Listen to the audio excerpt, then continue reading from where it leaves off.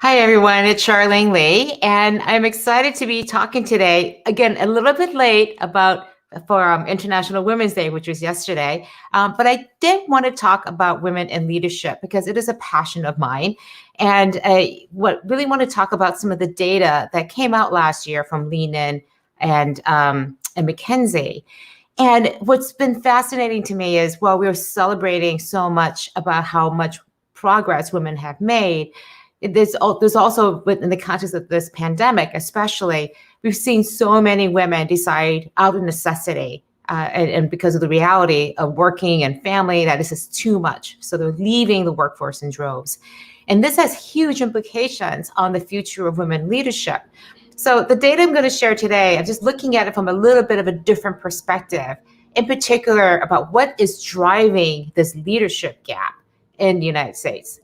So what I'd love to do is to hear from you. So please put into the comments where you're coming from, and would love to hear just any thoughts that you have, any questions that you may have about women in leadership, and especially for all the wonderful men who are tuning in today. Thank you for being here, and really talk about how we can also be better allies for rising women into leadership positions, especially how men can be allies. So thank you, Mehdi, for joining, and Salvador for being here again. Just wonderful to have you here. So let me get into some of the data that I wanted to share. So it's interesting, when you look at the leadership gap, it actually starts very, very early on. And the research that Lean In and McKinsey found is they call it the broken rung. And that is when people first coming into the organization, they come in at a certain population, a little bit more men than women in most organizations and entry levels. So, but at some point, the people start getting promoted. And what happens is they're not promoted at the same level at which they're coming in. So women are 40%, 47% of the entry level positions. You would expect that 40% of the next level managers would also be women, and that this would continue as it goes on. But we know that isn't the case. And what happens is women are not making it into these next promotion rungs, and it starts very, very early on. That glass ceiling is actually much lower than we ever thought it would be.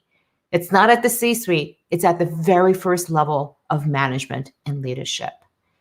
And what I think is crucial is that this is something that every single person in the organization can be a part of as team members and as that first level of manager, the frontline managers, and being aware of this. So let me just share with you this one chart here. So this is a chart from, let me make it a little bit bigger. So this is the chart coming in from McKinsey, and it shows in a really interesting graphical way what the entry level percentages of women and men, and also by women of color and men of color, and then breaking that out. So just to explain, in the upper left-hand corner there, you see level A is the entry level. But then if you see it's 29% of women are coming in, of white women are coming in at that level. At level B, the manager, it's at 25%, 26%. And then you see for women of color, it goes from 18 to 12. But look at what happens with white men. It goes from 35% to 44% of representation, a huge jump up just at that first level. And see with men of color, also a little bit of a decrease too, and then decreasing even more as time goes on. So this is a significant problem, I think. And well, I want to go and look at this in a little bit more detail. There is some good news, I have to say. There is a little bit of good news. And that is in particular, let me see if I can advance my slides here. Here we go.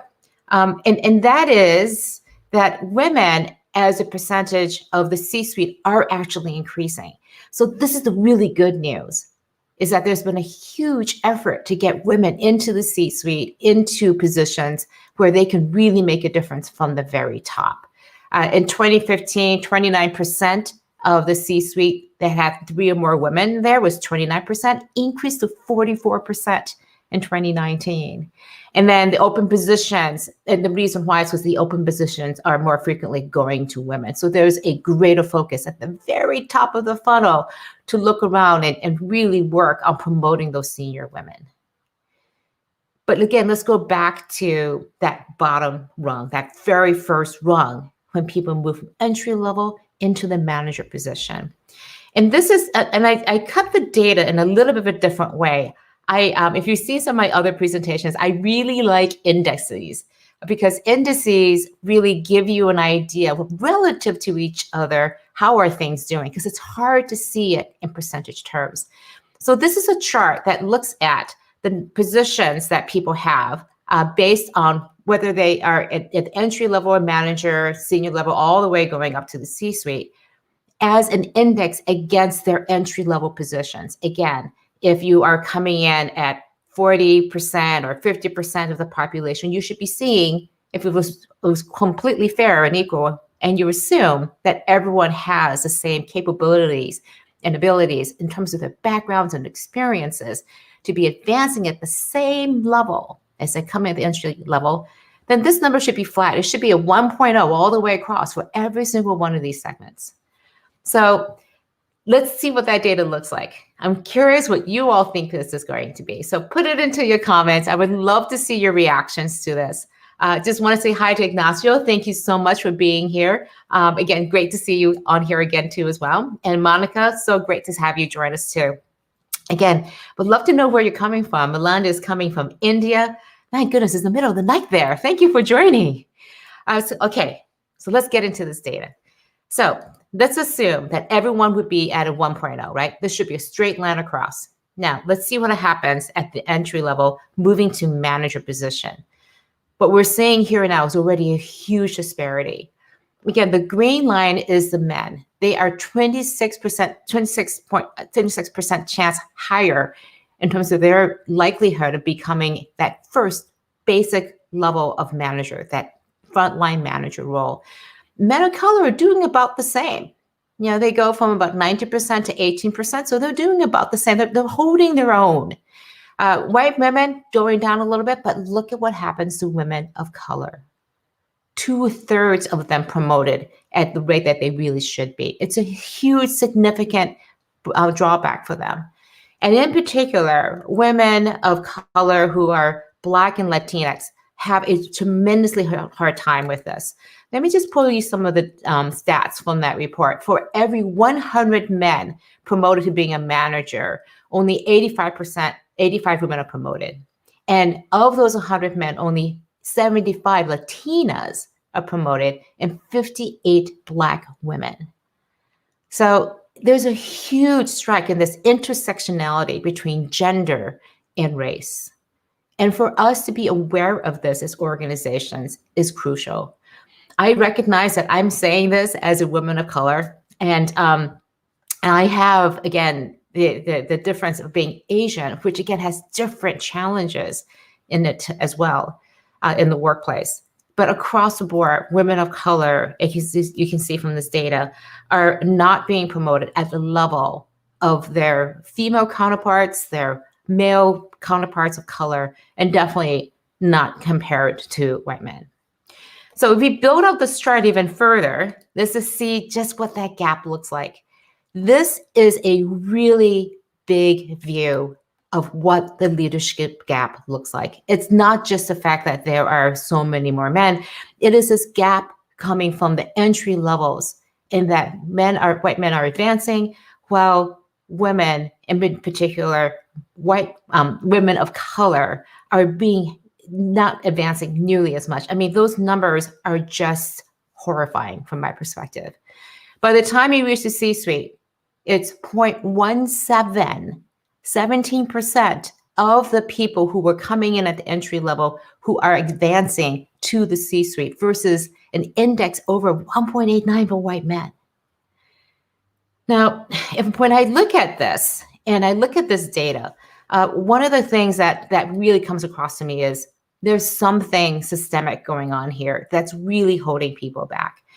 And sometimes people will say, well, maybe it's just that women aren't as ambitious. They're not willing to raise their hand. And there's some evidence of that. And there's also issues around, are they being told and nurtured and sponsored to move into these management positions? Or again, versus their male counterparts, and especially the white men, who may be really just accelerated in because of various networks, connections, or just being familiar to the rest of the leadership in the organization. We know we like to be among people like ourselves, so it's easy to just gravitate towards them, spend more time, focus on them, develop them. So one of the questions came up, which I loved from the 2019 study of the same report, was this. And that is that women want to be promoted, and they ask for promotions and raises at roughly the same rate as men. So this is not an issue of women holding back and not raising their hand. Would you like to be promoted? Yes, men and women the same. Ask for promotion, ask for a raise. But the data is showing is that this actually happens at very much the same rates. So the question becomes now, how do we actually do something about this? What are the actions that we can take? Again, for those of you who know me, I love to talk about very pragmatic action steps that we can take, and I can think 3 of them.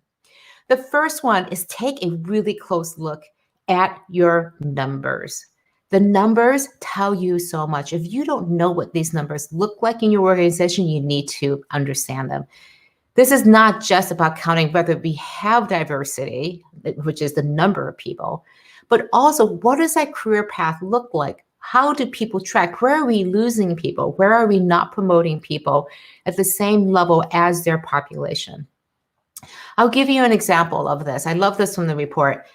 Bank of America, for example, said they recognized as they were running the numbers, and they said this is a problem. So at least once a month, the senior leaders receive these scorecards, and they track the representation of women at every level. And lower managers are also expected to meet certain goals of making sure that they're promoting people at those levels and making sure that there was a diverse slate of candidates for every single promotion. And Procter & Gamble did the same thing. They wanted to even out that playing field for gender. And I just want to make sure this looks like when I get this correct. They use the same sort of approaches to understanding the consumer market as they use internally to make sure that people were mapping out career development plans. They focus on women, and just in 4 years, the women in management roles went up from 44% to 47%.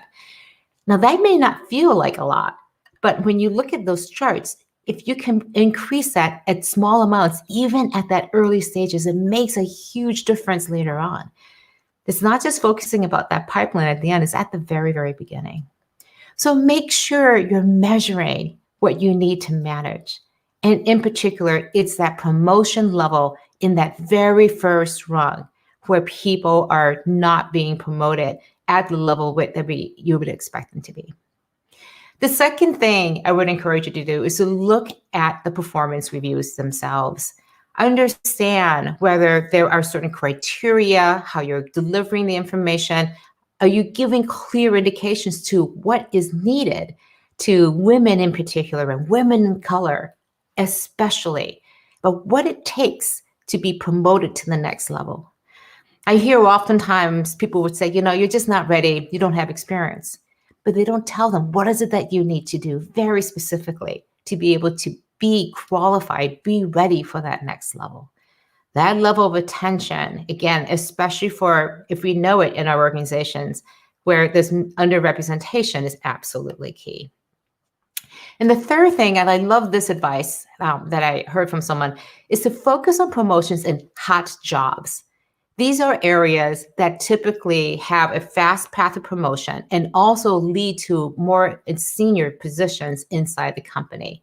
The positions like sales, positions in finance, positions also in marketing. These are stepping stone positions into the C-suite, and in particular into the top leadership of an organization.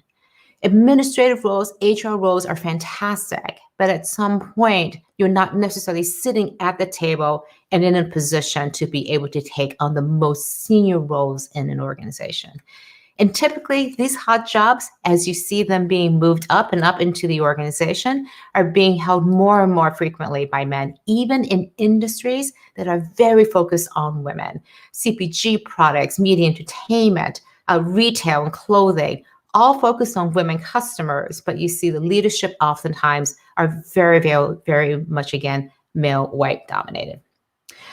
So this is what I have for today. I wish I can see if there are any other questions and comments. I'm not seeing any, but one of the things I would encourage you to ask yourself is this: what will you do to help make a difference in closing this leadership gap? How will you think about the performance reviews that you do?